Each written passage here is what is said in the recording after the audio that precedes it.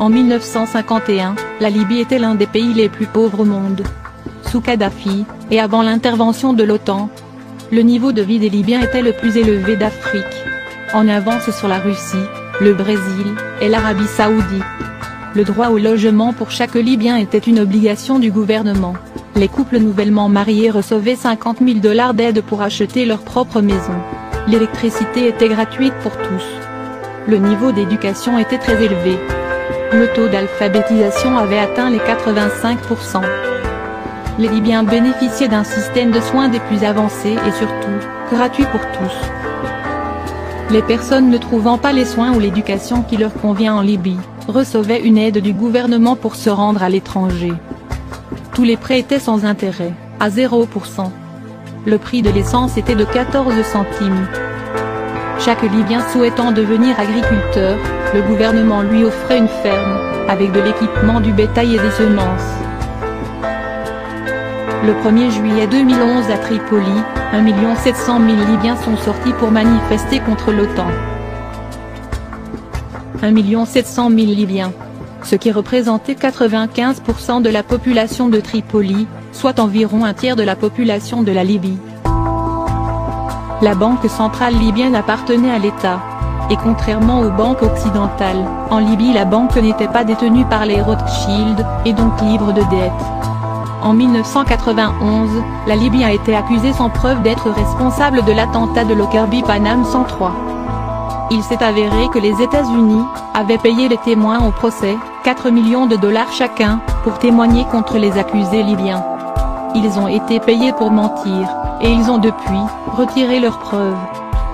Kadhafi avait également travaillé pour remplacer le paiement du pétrole qui était en dollars américains, par le dinar africain. Nicolas Sarkozy avait traité la Libye de menace pour la sécurité financière de l'humanité. L'un des premiers actes de la Libye rebelle a été de créer une nouvelle banque centrale. Devenue la propriété des Rothschild, comme les nôtres en Occident, les pays de l'Ouest. La famille Rothschild possède plus de la moitié des richesses du monde. Les banques Rothschild créent de l'argent à partir de rien, et le vendent aux États avec intérêt. Cela signifie que nous n'aurons jamais assez d'argent pour rembourser ce qui est dû. Alors que nous, et nos enfants, sommes devenus esclaves pour dettes aux intérêts Rothschild. Contrairement à nos dirigeants, Cameron, Obama, et Hollande, Kadhafi avait refusé de vendre son peuple. La Libye était libre de toute dette. Les Libyens avaient beaucoup plus que nous n'avons en Occident. Ils avaient un chef qui avait de l'intégrité et du courage, et qui travaillait dans leur meilleur intérêt. Les Libyens se partageaient les richesses de leur pays, libérés du joug de l'usure, et des intérêts. Sans la tyrannie des Rothschild, et leur contrôle sur l'émission de monnaie, nous pourrions tous vivre comme des gens riches. On estime à plus de 150 000 le nombre des Libyens tués par l'OTAN et les rebelles. Kadhafi croyait en la démocratie directe, comme le prévoit son livre, le livre vert, The Green Book. Selon Kadhafi, les démocraties parlementaires sont intrinsèquement corrompues. Que les gens peuvent, et devraient se représenter. Après avoir cru les mensonges sur cet homme toute ma vie, son livre m'a étonné. Comment rester assis sans réagir, en regardant comment des individus et des pays sont diabolisés, détruits par nos gouvernements criminels. Et regarder les médias protéger ces personnes responsables de crimes contre l'humanité. Nous devons montrer notre solidarité avec les peuples de Syrie, de la Palestine et du monde entier. L'ex-ambassadeur russe en Libye, Vladimir Chamov, a déclaré: la population ne paie pas l'électricité. Les Libyens bénéficiaient d'un crédit de 20 ans sans intérêt pour construire leur maison. Un litre d'essence coûte environ 14 centimes. La nourriture est gratuite. Les taxes et les impôts lourds sont interdits. Pour chaque nouveau-né, on reçoit 7 000 $. Les nouveaux mariés reçoivent 64 000 $ pour acheter un appartement. L'éducation et la médecine sont gratuites. L'éducation et la formation médicale à l'étranger sont payées par le gouvernement. Il y a des supermarchés pour les familles nombreuses avec des prix symboliques pour l'alimentation de base. La vente des produits au-delà de leur date de consommation est punie de fortes amendes, parfois même de prison. Beaucoup de pharmacies offrent des fournitures gratuites. Diffuser de faux médicaments est un crime majeur. La population ne paie pas l'électricité. La vente et la consommation d'alcool sont interdites, la prohibition est une loi. Les prêts d'achat d'une voiture ou d'un appartement sont accordés sans intérêt. Les affaires immobilières sont interdites. Si quelqu'un veut acheter une voiture, jusqu'à 65% du prix est réglé par l'État. L'essence est moins chère que l'eau. Les bénéfices de la vente du pétrole sont consacrés au bien-être de la population, et à l'amélioration des conditions de vie. Beaucoup d'argent a été dépensé pour irriguer le pays avec l'eau des aquifères souterrains, et par son échelle, le système a été appelé la 8e merveille du monde. Il fournit 5 millions de mètres cubes par jour à travers le désert et a considérablement augmenté le territoire irrigué. 4000 km de pipelines sont profondément enterrés pour les protéger de la chaleur. Tout ce qui a été nécessaire au projet a été accompli par la seule Libye.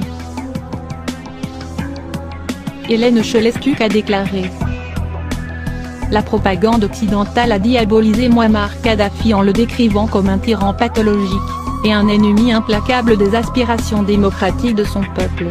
Ce n'est pas vrai, car il existe en Libye des mécanismes de contrôle populaire et de démocratie, il existe des conseils élus de citoyens et des communautés autonomes, comme appelées ici, des communes. Tout cela, sans bureaucratie pléthorique, mais avec un haut niveau de vie et de sécurité sociale pour les citoyens. Est-ce pour cette raison que la Libye a été diabolisée et attaquée par les puissances impérialistes? Pourquoi la Libye est-elle bombardée? La Libye qu'on décrit comme une dictature militaire de Kadhafi, est en réalité, l'État le plus démocratique du monde. En 1977, il a été proclamé la Jamaïria, qui est une forme élevée de démocratie, où les institutions traditionnelles du gouvernement sont abolies, et où le pouvoir appartient directement au peuple à travers ses comités et congrès. L'État est divisé en de nombreuses communautés, qui sont des mini-États autonomes, dans un État ayant autorité sur leur district, y compris l'allocation des fonds budgétaires. Récemment Kadhafi a émis des idées encore plus démocratiques, distribuer les revenus du budget directement et de façon égalitaire aux citoyens. Ces mesures selon le leader de la révolution libyenne, devant éliminer la corruption et la bureaucratie parasite.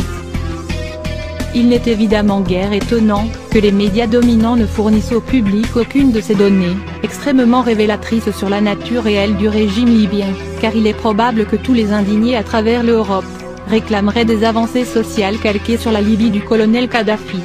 Ce qui serait pour le moins embarrassant pour les si brillants et si compétents dirigeants du vieux continent.